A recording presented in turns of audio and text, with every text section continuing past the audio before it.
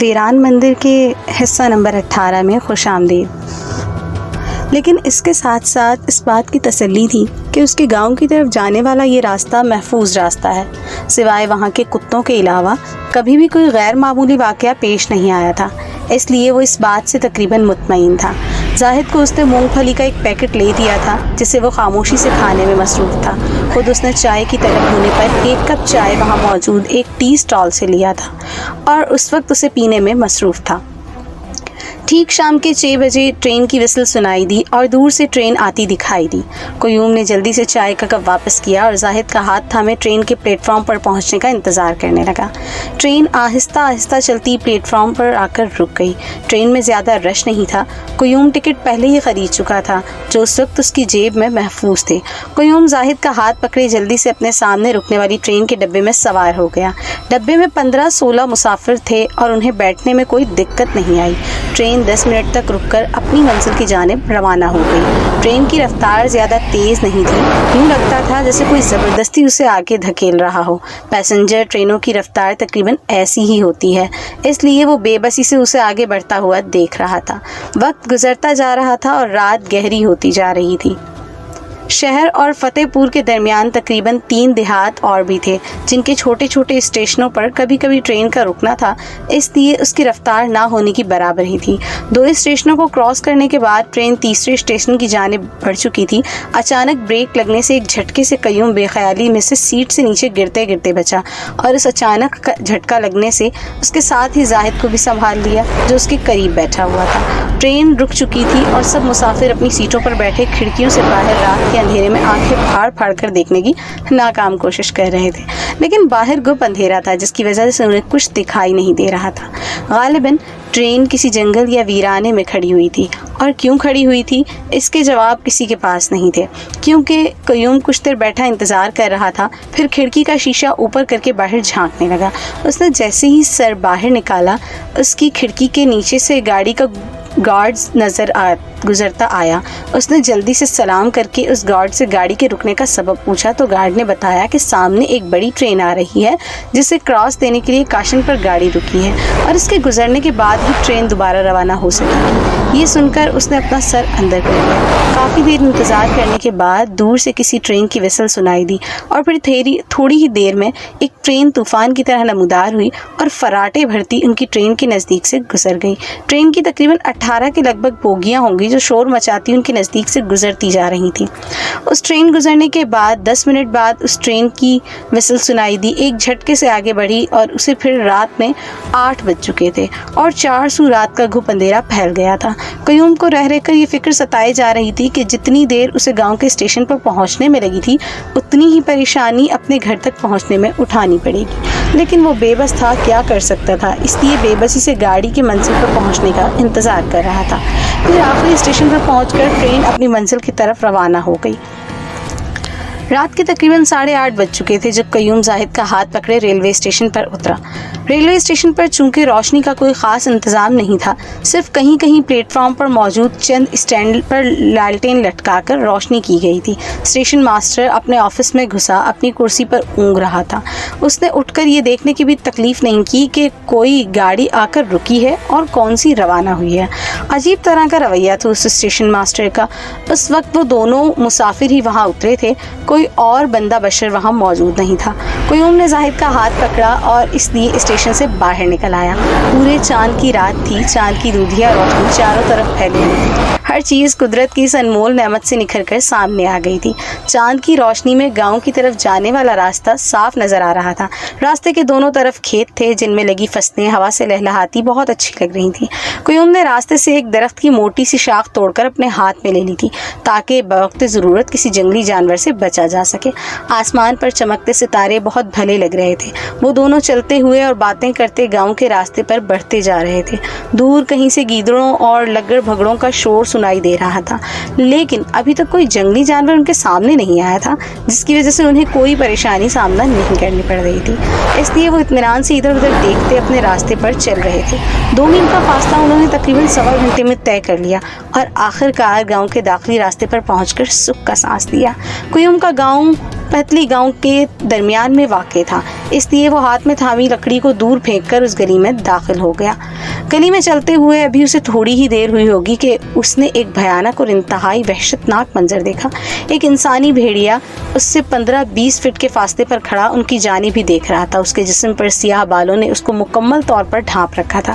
قیوم اور زاہد کے حلق میں جیسے اس کی چیخ پھنس کر رہ گئی تھی اور ان کے پاؤں نے جیسے زمین کو مضبوطی سے قابو کر لیا تھا اور وہ بھاگنے کے باوجود بھی بھاگ نہیں پا رہے تھے۔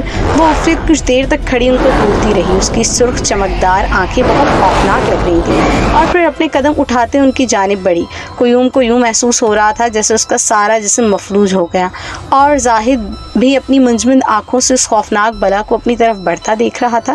قیوم کے ہاتھ سے سوٹ والا شاپر زمین پر گر گیا تھا اور بے خیالی میں اس کے ہاتھ سے زاہد کا ہاتھ بھی چھوٹ گیا تھا۔ وہ بلا قدموں سے دھم دھم کی آواز نکالتی ان کی جانب بڑھتی چلی آ رہی تھی اور سنائی دینے لگی آواز، اور پھر ایک جھٹکے سے اس بلا نے اپنے بڑے بڑے ناخنوں والا ہاتھ آگے بڑھایا اور جھپٹے سے زاہد کو دبوچ کر وہاں سے جنگل کی طرف دوڑ لگا دی۔ قیوم بت بنا خاموشی سے یہ سب کچھ دیکھ رہا تھا۔ جب اسے ہوش آیا تو وہ عفریت زاہد کو اٹھا کر بہت دور جا چکی تھی اور تھوڑی ہی دیر میں گھنے جنگل میں گم ہو چکی تھی۔ قیوم کو ہوش آتے ہی ایک جھٹکا لگا، اور پر جب اس کے شعور نے اس حقیقت کو، اس تسلیم کو احساس کرنے کا احساس دلایا تو وہ چیختا چلاتا اپنے گھر کی طرف بھاگا۔ رات کے اندھیرے میں اس کے چیخنے چلانے سے گاؤں میں ایک شور مچ گیا اور بہت سے لوگ اپنے گھروں سے نکل کر اس کے ارد گرد اکٹھے ہو گئے، اور پھر اس نے بتانے پر کہ کس طرح وہ خونی عفرت اس کے بیٹے کو اٹھا کر گھنے جنگل میں بھاگ گئی ہے، گاؤں کے لوگ آپس میں چہمگوئیاں کر رہے تھے، لیکن کسی میں بھی ہمت نہیں کہ اس کی کوئی عفریت کے پاس جا کر اس کے بیٹے کو واپس لا سکے، اس لیے وہ صرف افسوس ہی کر رہے تھے۔ قیوم کی بیوی کا رو رو کر برا حال تھا، اس پر یار باغشی کے دورے پڑ رہے تھے۔ قیوم کی اپنی حالت بہت خراب ہو رہی تھی۔ شور سے گاؤں کا حکیم بھی وہاں پہنچ گیا تھا۔ اس نے بھی اپنی کوشش سے زاہد کی ماں کو ہوش دلانے کی بہت کوشش کی، لیکن وہ بار بار بے ہوش ہو رہی تھی۔ ظاہر ہے اس کا اکلوتا بیٹا اس سے جدا ہو گیا تھا، اور نہ جانے وہ عفریت اس کے بیٹے کے ساتھ کیا سلوک کرنے والی تھی۔ یہ سوچ سوچ کر بھی اس بے ہوشی کے دورے اس پر زیادہ اثر کر رہے تھے۔ کچھ لوگ نمبردار کو بلانے اس کے ڈیرے کی طرف دوڑ گئے، جو تھوڑی دیر میں وہاں پہنچ گیا، لیکن جب اس نے یہ سنا کہ یہ سب کارستانی کسی خوفناک عفریت کی ہے تو وہ بھی کچھ پریشان ہو گیا۔ وہ قیوم کو دلاسا دینے لگا کہ اس رات کے وقت اندھیرے میں جنگل میں جانا اور اس عفریت کا مقابلہ کرنا کسی طور مناسب نہیں ہے۔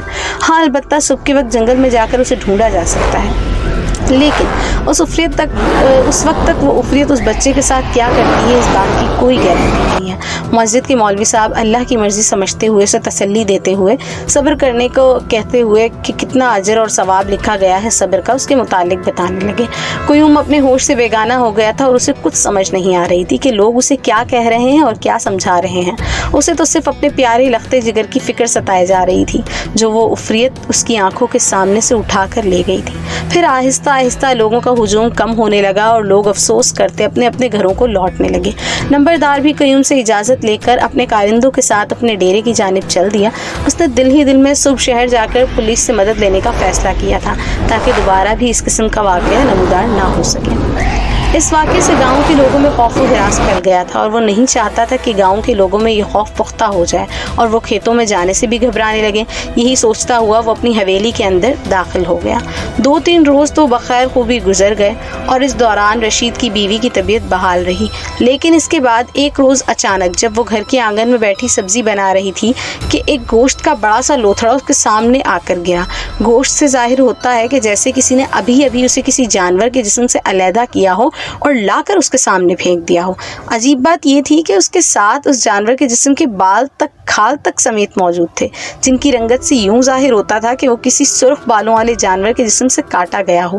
یوں اچانک اتنا بڑا گوشت کا لوتھڑا اپنے سامنے گرتے دیکھ کر چھری اس کے ہاتھ پر لگ گئی جس سے خون کی دھار نکل کر فرش پر گرنے لگی۔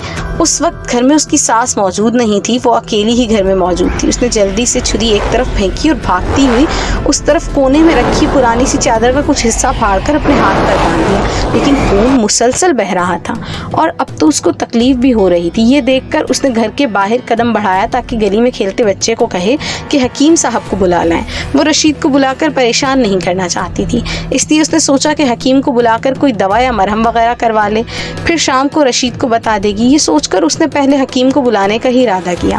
گلی میں جھانک کر دیکھا تو ایک بچہ کوئی سودا سلف لینے گھر سے نکلا تھا۔ جیسے ہی وہ اس کے قریب پہنچا اس نے آواز دے کر جلدی سے حکیم کے مطلب کی طرف دوڑایا اور تھوڑی ہی دیر میں حکیم اپنا تھیلا اٹھائے گھر کے دروازے پر موجود تھا۔ حکیم کی دستک سن کر اس نے جلدی سے دروازہ کھول دیا اور حکیم کو اندر آنے کا کہہ کر صحن میں رکھی چارپائی پر بیٹھ گیا۔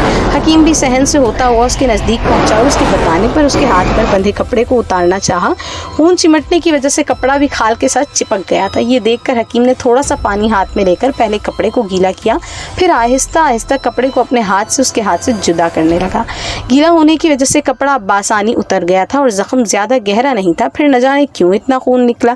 حکیم نے پہلے ایک صاف کپڑے سے اس کے زخم کو اچھی طرح صاف کیا، پھر تھیلے میں سے ہاتھ ڈال کر مرہم کی ڈبی نکالی جس میں سبزی مائل رنگ کی کوئی مرہم نظر آ رہی تھی۔ اس نے اس مرہم کو اپنی انگلی کی مدد سے اس زخم پر لیپ کرنا شروع کر دیا۔ جب زخم اچھی طرح ڈھک گیا تو اس نے اسے یوں ہی کھلا چھوڑ کر رشید کی بیوی کو بتایا کہ 1-2 پڑیا پانی کے ساتھ کھانے کا حکم دیا اور پھر یوں واپس اپنے مطلب کی طرف نکل گیا۔ وہ جانتا تھا کہ اس کی فیس یا دوا کے پیسے رشید اسے ضرور دے دے گا، اس لیے رشید کی بیوی سے پیسوں کا تقاضا بھی نہیں کیا تھا۔ رشید کی بیوی اس دوران وہ گوشت کا لوتھڑا گھر کے کوڑے دان کی نظر کر چکی تھی۔ Please like, comment and subscribe the channel Shehzad Khan Horror Stories and thanks for watching.